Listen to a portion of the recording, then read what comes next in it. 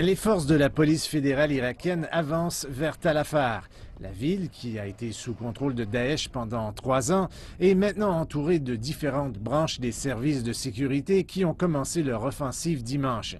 Dans les vastes plaines à l'extérieur de la ville, le soutien aérien est crucial et les 12 villages en dehors de la ville ont déjà été repris.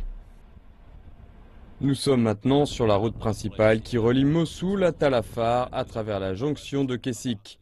Nos unités ont atteint la jonction et l'ont placée sous leur contrôle total.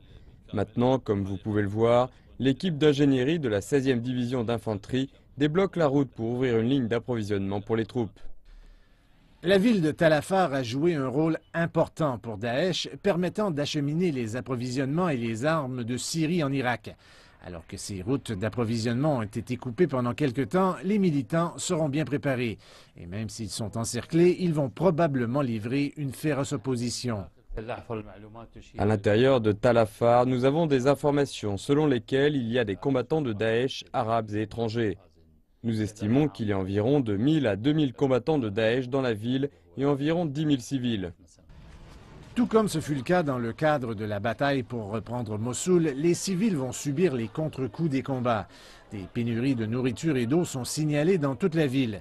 Les attaques aériennes et l'artillerie lourde sont susceptibles d'être utilisées par les forces irakiennes et, comme avec Mossoul, le groupe État islamique ne montrera aucun scrupule à utiliser des boucliers humains.